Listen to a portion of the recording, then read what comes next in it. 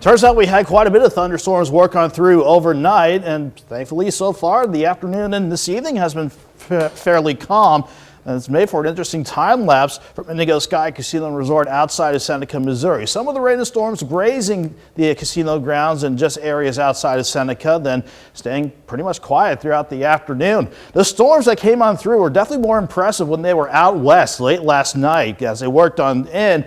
They originally had 50 to 70 mile per hour wind gusts as they plowed on toward the east, but thankfully on the weakening trend, but still we managed to get some rain out of the morning batch of thunderstorms. Most of us averaging out to 0.3 of an inch of rain, but a narrow corridor seeing rain amounts anywhere from half an inch, maybe let's say almost 1.5 inches to 2 inches of rain. The expectation throughout the day, though, was for any outflow boundaries from the morning storms to set up across a few parts of the area and allow for storms to develop.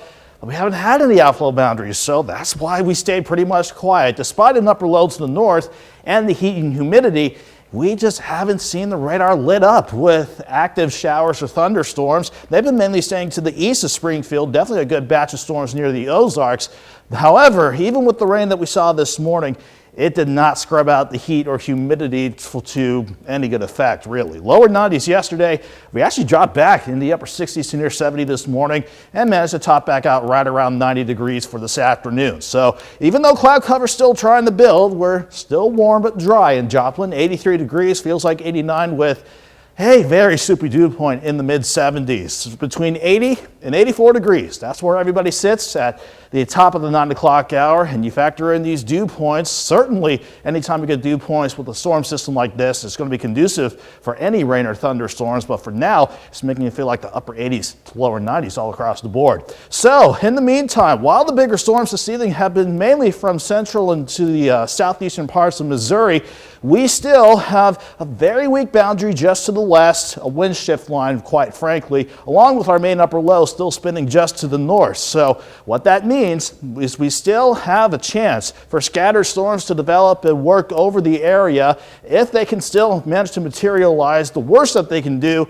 maybe some small hail almost up to the size of quarters, maybe some minor wind gusts and some heavy rainfall. Otherwise, I think we'll be looking dry as we get the morning drive underway, but even though we're dry for tomorrow, look at how hot it's going to get again, and not to mention humid, with temperatures pushing back into the mid 90s, looking at maybe 92, 93, 94 degrees. Then as we go into Monday night, we'll still be in the low to mid 80s by the 10 o'clock hour, upper 70s to start Tuesday morning. Not much of a break in the heat. We'll be back at least in the mid 90s for Tuesday with definitely heat indices between 102 and 108 degrees. In fact, let me just show you the 7-day forecast. We're quiet through Wednesday, but we have alert days tomorrow through Thursday because of temperatures in the mid 90s, dew points in the 70s. It's going to make it feel like 102 to 110 on some days. And hopefully by the end of the week, Mike, with some rain chances trying to sneak back in, we can get back into the upper 80s by especially Saturday and Sunday. Yeah, I like it when the rain cools things off. Thank you, Nick Kelly.